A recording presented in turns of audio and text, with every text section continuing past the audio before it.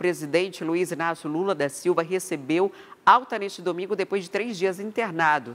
E a gente vai conversar com o Igor Damasceno, que vai trazer os detalhes para a gente. Igor, bom dia para você. Por que o presidente estava internado, hein?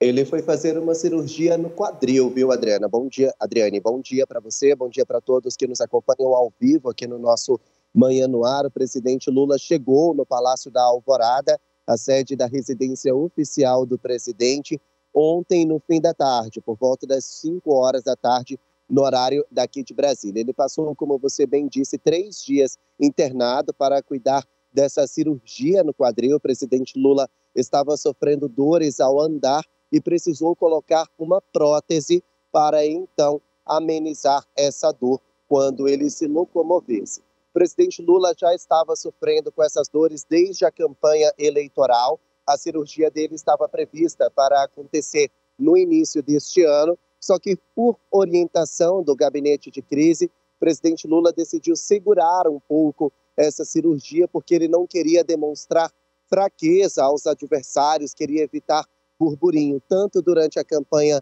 eleitoral quanto nos primeiros meses em que ele assumiu a presidência do país. Ele queria evitar que as pessoas falassem que ele estava com a saúde debilitada, que não tinha condições para presidir o país, então decidiu fazer essa cirurgia no quadril no fim de semana.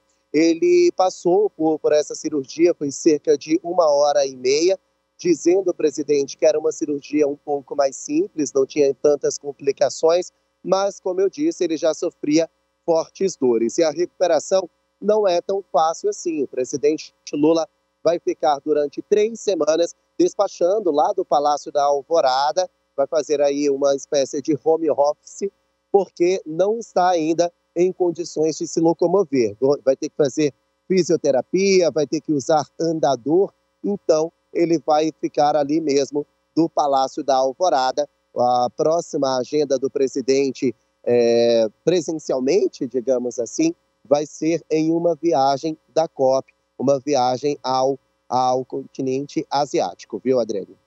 E deu para esperar, né? Porque se fosse urgência, já não dava para esperar a repercussão pública que poderia haver de uma cirurgia do presidente. Está se recuperando, a gente torce para que se recupere o quanto antes e volte à ativa prática, né?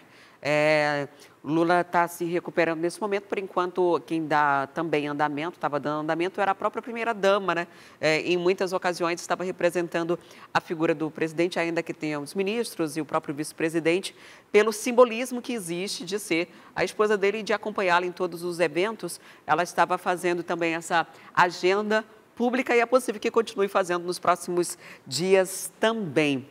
Agora, Igor, mais 5 pessoas acusadas de participar dos atos antidemocráticos de 8 de janeiro podem ser condenadas pelo STF.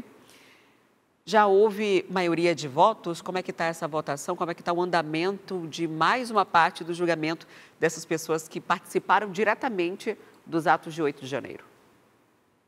Pois é, já há maioria de votos entre os ministros do Supremo Tribunal Federal. Esse julgamento ocorre em plenário virtual, ou seja, a defesa e a Procuradoria-Geral da República protocolam eletronicamente as sustentações de defesa ou de acusação desses réus, e então os ministros da Suprema Corte, eles depositam o voto sem necessidade de debate no plenário físico. Como já há maioria de votos, independentemente dos votos que virão agora, já há uma condenação a essas pessoas. No entanto, fica ainda em aberto a pena para cada um dos réus. Primeiro eu vou falar o nome dos ministros que votaram a favor dessa condenação: Alexandre de Moraes, Edson Fachin, Rosa Weber, Dias Toffoli, Gilmar Mendes e Cristiano Zanin são os ministros que já optaram pela condenação desses 5 réus, mas eles ainda não decidiram a pena.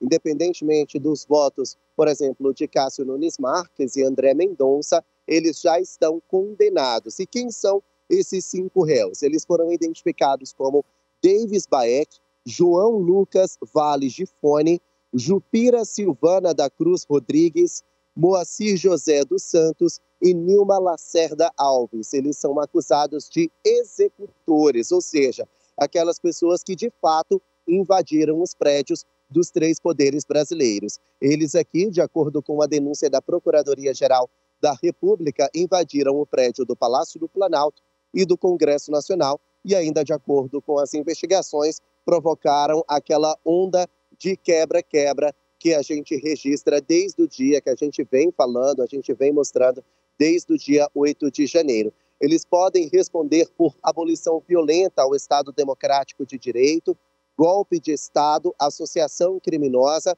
também depredação do patrimônio público, que algumas pessoas chamam de vandalismo, e também dano qualificado. As penas podem chegar de 12 a 17 anos de prisão.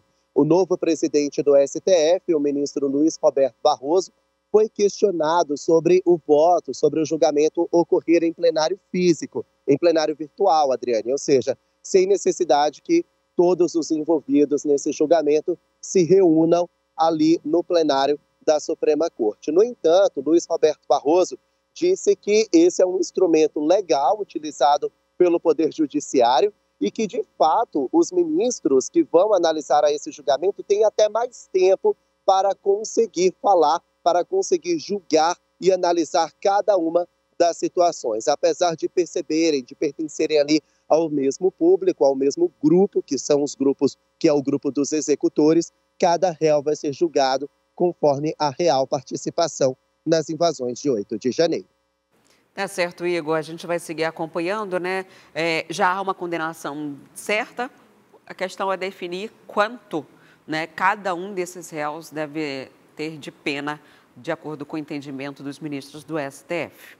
E o programa Desenrola Brasil será objeto de votação no Senado Federal hoje. Eu continuo com o Igor, que está aqui comigo para trazer essas informações.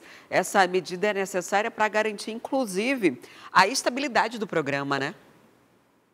Exatamente. É o programa Desenrola Brasil, que permite renegociação de dívidas tanto da população mais rica quanto da população mais vulnerável, vai perder a validade amanhã porque vem por meio de medida provisória. Como já foi aprovado na Câmara dos Deputados, na Comissão de Assuntos Econômicos do Senado Federal, então os senadores se comprometeram com o governo federal a fazer essa votação bem rápida hoje no plenário do Senado Federal. Se de fato essa votação ocorrer e for aprovado, e a expectativa é essa, então o Desenrola Brasil se transforma numa lei permanente. Atualmente, a faixa 1 é a que tem sido beneficiada por esse programa. São aquelas pessoas que ganham até 2 salários mínimos e fizeram dívidas de até R$5 mil entre janeiro de 2019 e dezembro de 2022. Mais de 70 milhões de pessoas têm o nome sujo, né, estão inadimplentes e agora podem ser beneficiadas pelo programa Desenrola Brasil. É necessário pelo menos 41 votos favoráveis ali no plenário do Senado Federal e a expectativa é de que já há votos suficientes. Lembrando que esse mesmo projeto de lei trata do cartão de crédito rotativo, aqueles juros que podem chegar a 475%. A Comissão de Assuntos Econômicos votou para não estipular um teto. A gente achava que ia ser um teto de 100% de juros e não de 475%, como é atualmente, mas o texto aprovado pela CAI e que deve ser aprovado no plenário do Senado Federal prevê que a própria instituição financeira tenha um prazo de até 3 meses para estipular um teto. Senão, a negociação vai ser direta com o governo federal e a equipe econômica com juros bem mais baixos do que o atual patamar. A gente vai seguir acompanhando, Adriane. Tá certo, Igor. Qualquer atualização, novidade em relação à votação, fique à vontade para voltar à nossa programação. Bom dia para você, bom começo de semana de muito trabalho aí em Brasília. Quer ficar por dentro de todas as notícias e programação da TV A Crítica? Então já se inscreve e ativa o sininho. E até o próximo vídeo.